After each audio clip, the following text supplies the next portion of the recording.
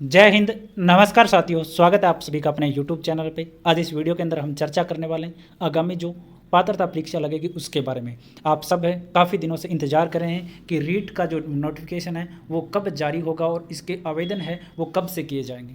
तो रीट पात्रता परीक्षा जो है इस पर हम संपूर्ण जानकारी है इस वीडियो के अंदर हम साझा करने वाले हैं। चैनल पे पहली बार विजिट करो तो चैनल को सब्सक्राइब जरूर कर लेना। आपकी ज्वाइनिंग तक आपको ये चैनल है वो यूज़फुल रहने वाला है। तो देखो साथियों, इसके अंदर आप सबके काफ़ी सारे क्वेश्चन इसमें होंगे। सबसे पहला क्वेश्चन तो ये है कि पात्रता परीक्षा कौन दे सकता है, या पात्रता परीक्षा है वो कब तक मान्य रहेगी। साथ ही साथ पात्रता परीक्षा जो पिछली बार दी थी तो अब की बार भी क्या देनी पड़ेगी उनको जो पिछली पात्रता में पास है वो। साथ ही साथ एक चीज़ और है कि पिछली बार जो पात्रता लगी थी वो आजीवन थी, अब की बार जो पात्रता लगेगी वो आजीवन होगी क्या या नहीं होगी। साथ ही साथ सिलेबस क्या रहेगा इसका, क्या सिलेबस में तो चेंज कोई कुछ नहीं हो जाएगा। साथ ही साथ परीक्षा क्या निश्चित रूप से फरवरी में लगेगी या नहीं लगेगी। तमाम बातें जो है वो इस पात्रता परीक्षा को लेकर के आपके दिमाग में आ रही होंगी। इन सब पे हम बारी बारी से चर्चा करेंगे।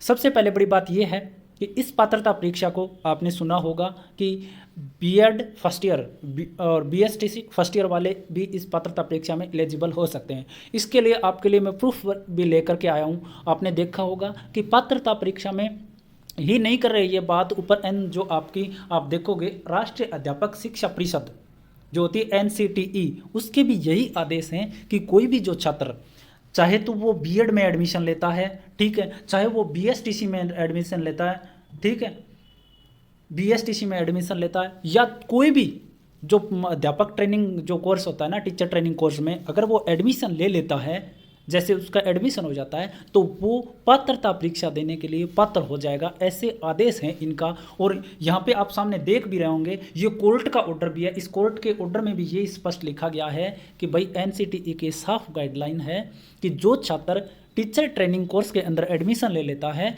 वो रीट पात्रता परीक्षा हो चाहे वो टेट हो, इस प्रकार की जो पात्रता परीक्षा लगेगी उन सब में उसको क्या माना जाना चाहिए, एलिजिबल माना चाहिए, ठीक है। अपीयरिंग के आधार पे उस परीक्षा में उसको बैठने देना चाहिए जिससे उसकी 1 या 2 साल की बचत हो जाती है। जैसे कोई छात्र अगर आज ये मान लो कि बीएड या बीएसटीसी में एडमिशन ले रहा है इस वर्ष में, और इसी वर्ष अगर रीट की परीक्षा का आयोजन करवाया जा रहा है और वो उसमें बैठ जाता है और पास हो जाता है तो उसकी आगे की जो बर्डन है वो खत्म हो जाती है। चाहे वो मेंस परीक्षा में ना बैठ पाए, क्योंकि मेंस परीक्षा में आपको पता है कि सरकारी चलती रहती है, इसमें टाइम भी लग जाता है। तो पात्रता तो पहले हो गई वो, और उसका जो जैसे धीरे धीरे जो भर्ती है जहाँ तक खत्म होती है उस टाइम तक उसकी बीएसटीसी भी हो जाती है, लेकिन वो उस भर्ती में शामिल नहीं हो पाता। क्यों? क्योंकि वो पहले ऐसे इसी प्रकार के रूल थे। लेकिन अब ये रूल बना दिया है कि कोई भी छात्र जो टीचर ट्रेनिंग कोर्स के अंदर अगर एडमिशन ले लेता है, चाहे वो बीएसटीसी कर रहा हो, चाहे वो बीएड कर रहा हो, चाहे इसी प्रकार से अन्य जहाँ पे जैसे जेबीटी वगैरह जहाँ पे हरियाणा वगैरह में जो सारी चीज़ें जो चलती हैं,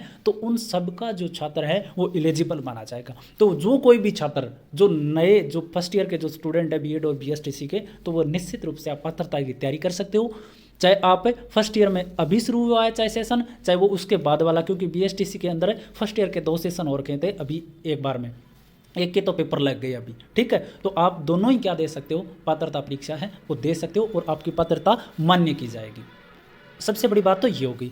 उसके बाद में देखो दूसरा सवाल अपना ये था कि जो पात्रता जो परीक्षा है, क्या पिछली बार जो जिन्होंने पात्रता परीक्षा दी थी, जिन्होंने रीट पास कर रखी है, क्या इस बार अभी अब उनको पास करनी पड़ेगी? देखो कोई भी ज़रूरी नहीं है, क्योंकि पिछली जो पात्रता थी वो आजीवन थी, ठीक है। अब आपको देने की आवश्यकता नहीं है, लेकिन फिर भी अगर आप देना चाहो आपका स्कोर सुधारने के लिए तो आप निश्चित रूप से दे सकते हो, उसमें कोई दिक्कत नहीं है। आप निश्चित रूप से पात्रता दे सकते हो, और इसमें यह भी नहीं होगा कि आपने यहाँ इस पात्रता में आप फेल हो जाते हो तो फेल माना जाएगा, तो ये भी इसमें नहीं होगा, क्योंकि आपके पास पात्रता का सर्टिफिकेट पहले से है, तो आप पात्रता निश्चित रूप से दे सकते हो, ठीक है। अब तीसरा सवाल ये आता है कि क्या पात्रता परीक्षा इस बार वाली आजीवन होगी? तो निश्चित रूप से शिक्षा मंत्री जी ने तो यही कहा 1-2 दिन पहले कि जो रीट पात्रता लगेगी इस बार भी, वो भी क्या रहेगी, आजीवन रहेगी। वो एक बार पास कर लेंगे वो हमेशा के लिए मान्य होगी। अब देखो 1-2 क्वेश्चन और उठ रहे थे कि पात्रता परीक्षा पिछली बार सामान्य से हमने पास की थी। सामान्य का मतलब है मतलब बीएड और बीएसटीसी जो होती है वो सीधा होती है, वो स्पेशल से नहीं कर रखी थी, लेकिन इस बार उन्होंने क्या कर लिया, स्पेशल से कर लिया। तो क्या हमें दोबारा देनी पड़ेगी? तब देखो निश्चित रूप से दोबारा देनी पड़ेगी आपको, और पात्रता आप क्लियर कर सकते हो। अभी तक ऐसा कोई रूल तो स्पष्ट नहीं है, लेकिन फिर भी आप अपनी तैयारी करके दे सकते हो, क्योंकि बाद में आपको इस प्रकार से चीज़ों का फेस आपको वो चीज़ें हैं वो नहीं करनी पड़े।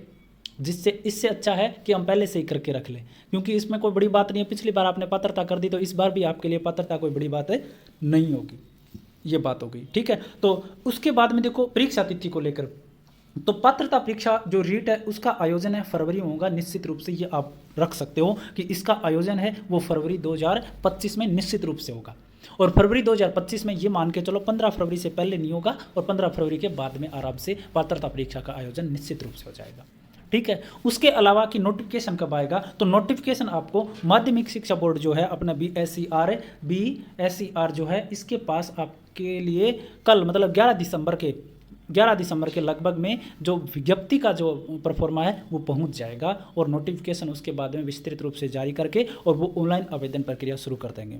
तो 11 दिसंबर या 12 दिसंबर यहाँ पर जो पात्रता का नोटिफिकेशन है वो माध्यमिक शिक्षा बोर्ड चला जाएगा और वहाँ पे वो जारी करके और 3 दिन 4 दिन 5 दिन जितने भी दिन लगे उसके बाद में वो क्या कर देंगे, ऑनलाइन फॉर्म है वो शुरू कर देंगे।